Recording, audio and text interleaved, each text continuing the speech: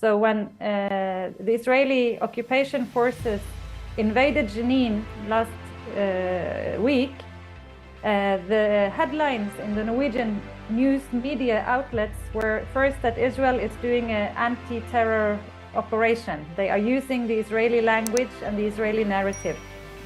Then our job as an organization and as Palestinians in Norway is to counter that narrative and say, hey, no, Israel, the occupying power, is attacking a refugee camp, 1 square kilometer with 2,000 soldiers, air forces, ground forces, lethal forces against a population that cannot defend themselves. So we have to tell them and correct what's going on. The Palestinians and international activists' role in backing up the Palestinian people of the occupied land in their struggle for freedom, justice, equality, and equity is crucial, as Israel won't end its occupation and hegemony unless it feels that its occupation has a price at the international level. In this context comes the role of the Palestinian Committee on Norway. And to talk about the activities of this committee and its impact in Norway and Europe, I have with me its chair, Lina Al-Khatib, whose Palestinian family descends from the village of Deir Hanna in North Historic Palestine. Welcome to the program, Lina. Thank you very much. Thank you for having me.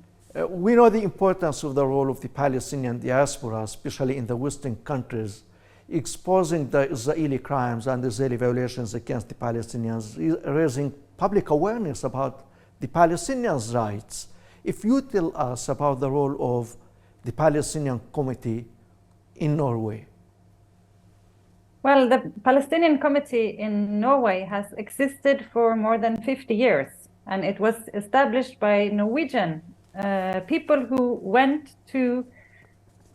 First, they met with the Palestinians of the student associations in the 60s and 70s, and then they started going to Palestine and to the Palestinian camps in Jordan, in Lebanon, and in the West Bank in Gaza, establishing contacts there.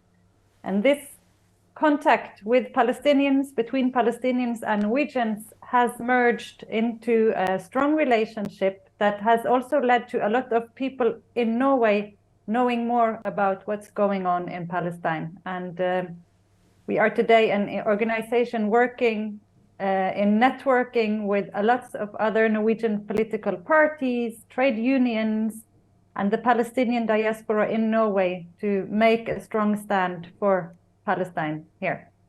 Yes, Rana, 50 years ago, you were talking about a long time, really, but still the Palestinian narrative in Norway and in Europe in general is, I don't want to say weak, but weakened because of the counter-narrative, the Zionist narrative there.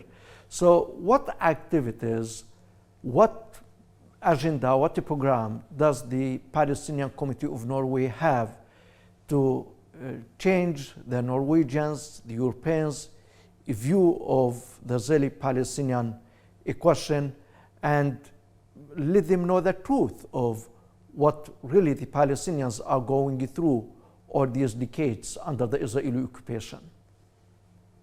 Well, of course, we do several things. First, we invite Norwegians to come to Palestine. We organize tours to Palestine to learn, to visit, to talk to Palestinians, see what life is like under occupation, under apartheid. We also sponsor that people can go and be volunteer in Jayous, in a village in the West Bank, to work with the Land Defense Committee there, but also in the diaspora, in a refugee camp south in Lebanon called Rashidiyyi Had al-Sur, في جنوب Lebanon.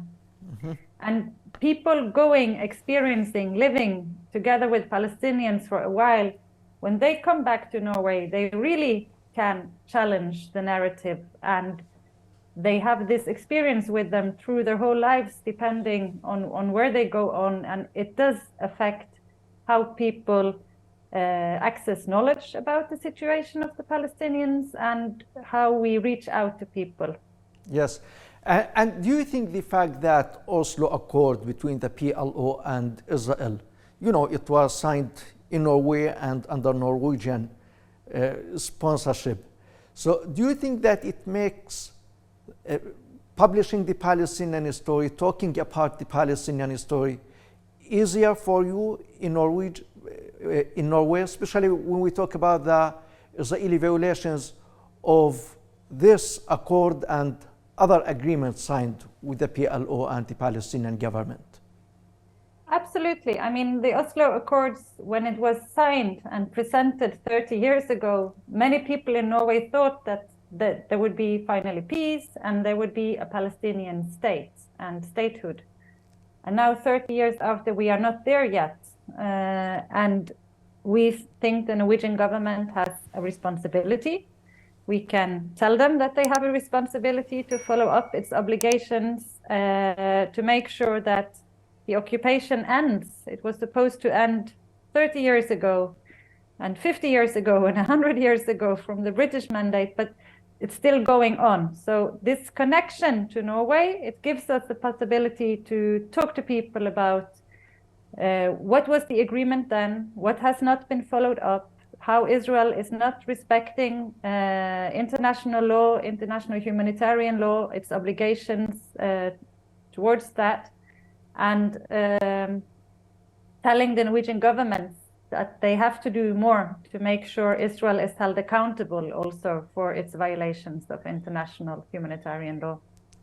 Yes, Lina, you must be following up the actions here in occupied Palestine these days and the Israeli military escalation and the Israeli settlers' assaults against the Palestinians. Just weeks ago, Israel committed a massacre in Jenin. The Israeli settlers torched Palestinians' homes in Turmusaya village and other villages around Rawla. Every day there is killing by Israel against the Palestinians.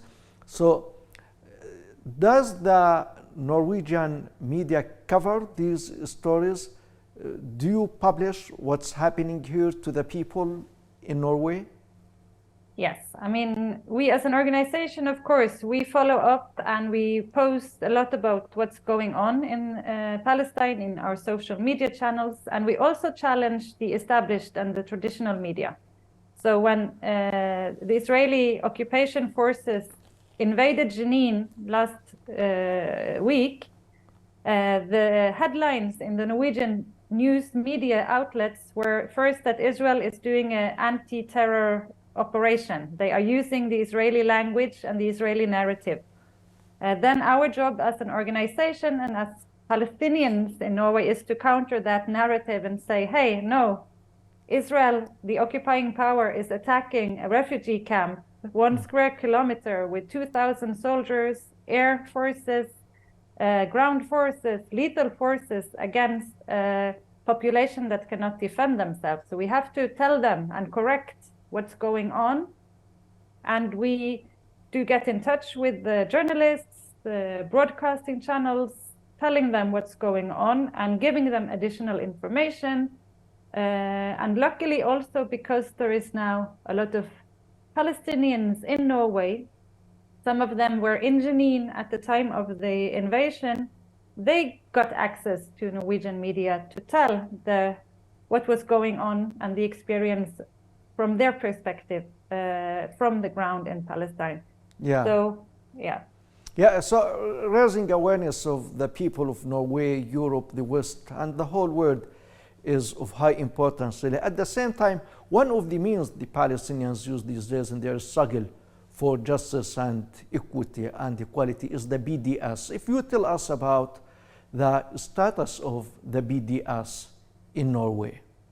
Yes, I mean, the Palestine Committee has been supporting the work with the BDS since the start. I was myself in El Biri more than 15 years ago when the Palestinian BDS initiative was established. And we are working together with trade unions in Norway. It's important in Norway with the trade unions, with different political parties, organizations, to tell them to support the BDS. And we are also working towards our government in Norway, who, for example, has a big pension fund that are invested in Israeli companies and international companies who profit on the occupation and human rights violations. So working for the BDS in Norway is very important, but we are also making success. recently the municipality of Oslo, which is the capital of Norway, the biggest city in Norway, made a decision that they will not buy any goods or services from occupied territories or that contribute to occupation in these areas.